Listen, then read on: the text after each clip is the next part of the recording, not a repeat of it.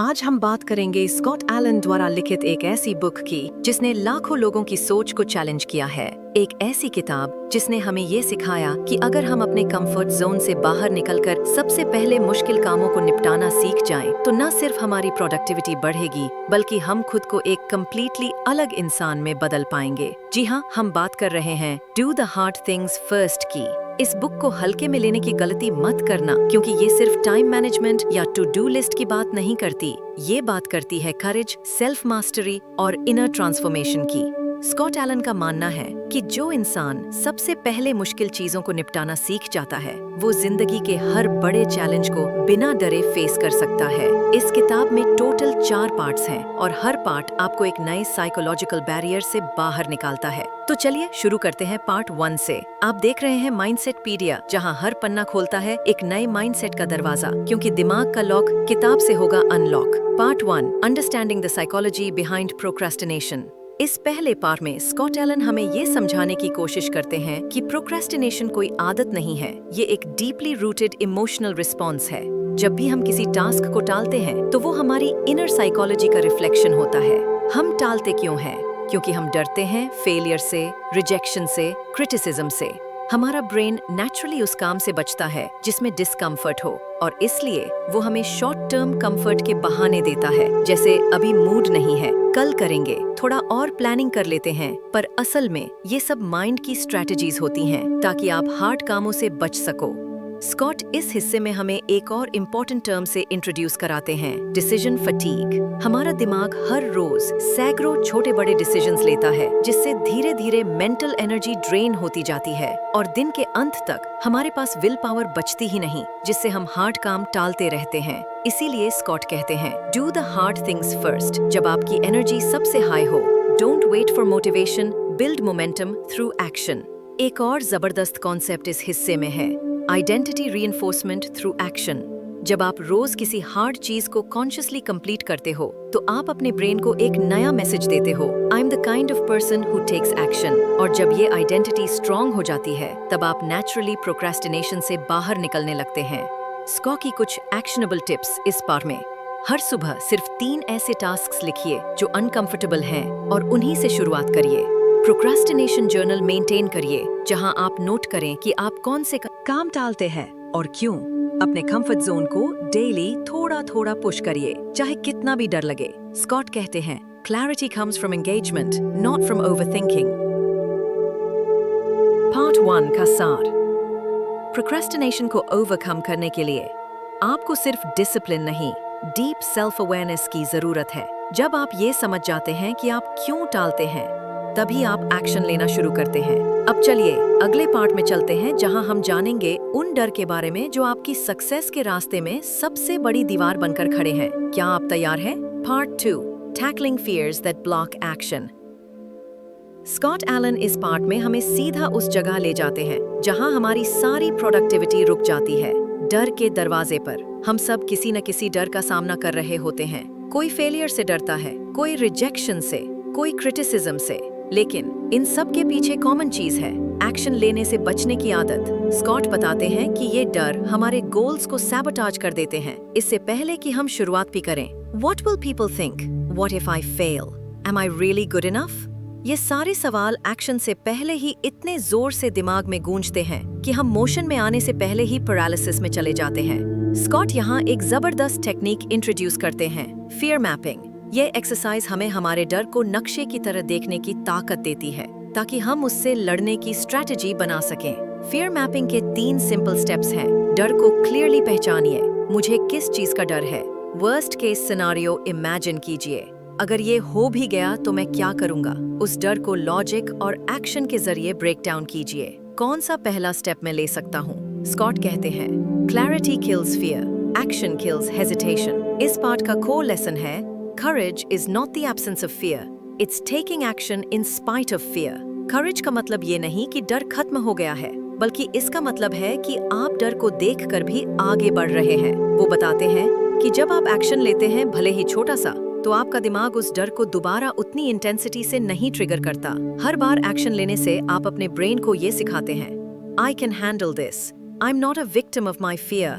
I'm the master of it. Scott हमें ये भी बताते हैं कि हम अक्सर फ्यूचर बेस्ड फियर में फंस जाते हैं, यानी जो चीज अभी हुई ही नहीं उसका डर।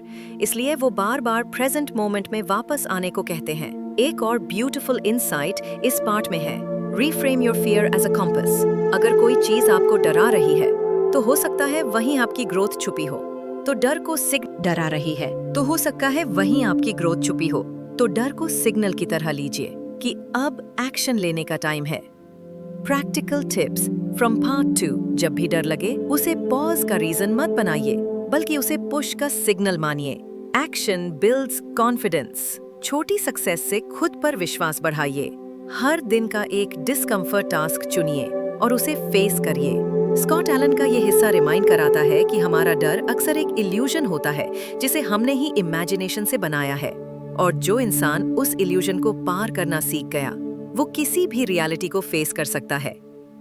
नेक्स्ट पार्ट में हम सीखेंगे कि क्या स्ट्रैटेजीज हमें हर दिन हार्ड चीजों को टैकल करने के लिए तैयार करती हैं, बिना मोटिवेशन के भरोसे बैठे हुए।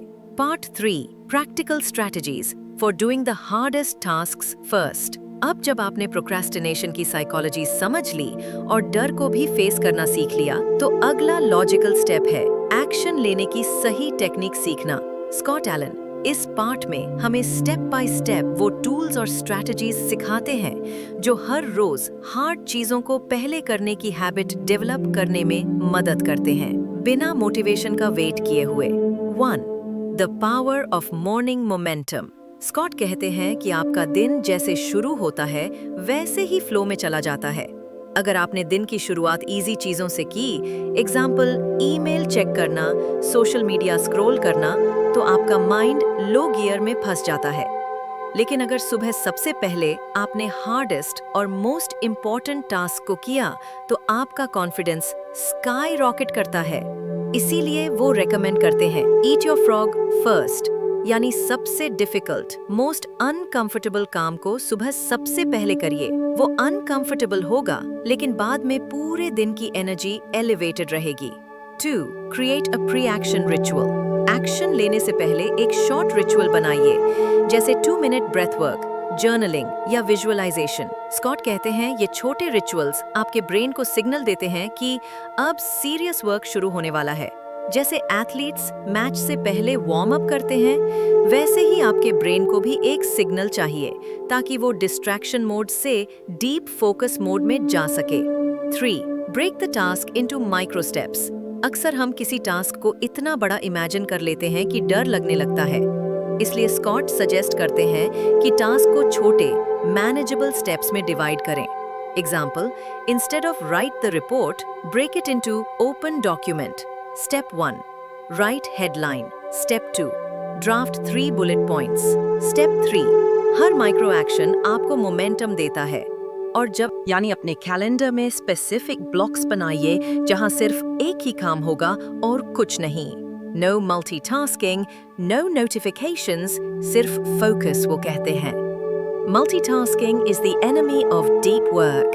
हर ब्लॉक को sacred मानिए और खुद से कमिटमेंट करिए कि उस टाइम में सिर्फ वही काम करेंगे जो आपने डिसाइड किया है।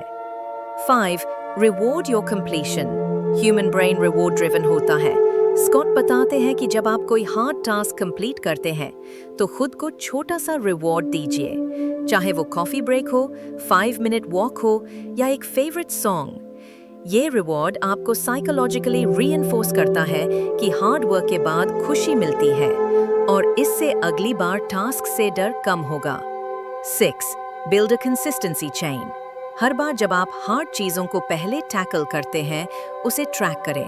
एक कैलेंडर बनाइए या हैबिट ट्रैकर ऐप यूज करिए, जहां आप हर सक्सेसफुल डे को मार्क करें। स्कॉट कहते हैं, डोंट ब्रेक द चेन, क्योंकि सक्सेस कंसिस्टेंसी से आती है, मोटिवेशन से नहीं। पार्ट 3 का मैसेज। आपको हार्डेस्ट टास्क पहले करने के लिए मोटिवेशन की जरूरत नहीं, आपको सिर्फ सिस्टम और कमिटमेंट की जरूरत है। छोटे rituals, clear planning, time blocking और कंसिस्टेंट एग्जीक्यूशन, यही वो पिलर्स हैं जो आपको प्रोडक्टिविटी की पीक तक ले जाते हैं। अब नेक्स्ट पार्ट में हम बात करेंगे डिसीजन फटीग, क्लैरिटी और प्रायोरिटी मास्टरी की, जहां आप सीखेंगे कि कैसे जिंदगी की सबसे इम्पोर्टेंट चीजों को पहचानें और डिस्ट्रैक्शंस को परमानेंटली एलिमिनेट करें। Part 4, prioritising effectively and reducing decision fatigue. इस फाइनल पार्ट में स्कॉट एलन हमें जिंदगी के सबसे बड़े प्रोडक्टिविटी किलर से लड़ना सिखाते हैं, डिस्ट्रैक्शन और डिसीजन फटीग। वो कहते हैं, it's not about doing more, it's about doing what matters most.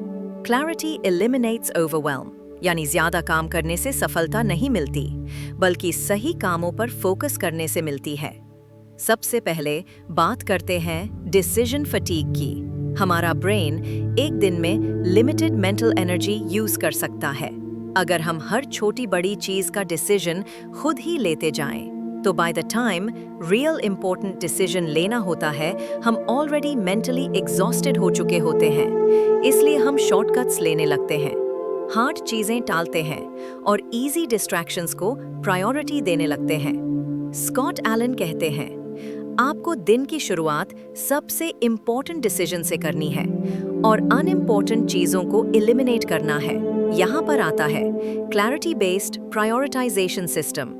Scott हमें सिखाते हैं कि हर काम को 3 बकेट्स में डालो। एसेंशियल टास्क्स, जिनसे डायरेक्ट रिजल्ट्स आते हैं। सपोर्टिव टास्क्स, जो जरूरी तो हैं लेकिन कोर नहीं। नॉइज, जो बस बिजी बनाते हैं पर किसी रिजल्ट से नहीं जुड़ते।